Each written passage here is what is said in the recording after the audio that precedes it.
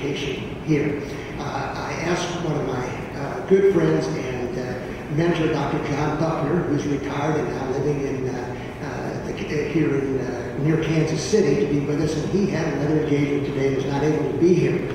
But he was my mentor, an example while I was here, and also accompanied my senior recital. And so when I see this lovely grand piano over here, I'm thinking about, I told this story to the Washburn students yesterday afternoon. During my senior recital, I can remember, I should say something about White Concert Hall.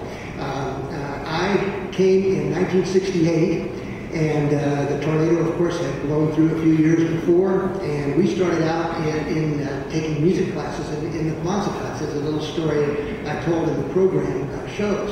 And so when we got into the new building at White Concert Hall, it was a marvelous experience. And so from the time that I sat in White Concert Hall for the very first time, I began thinking about my senior recital.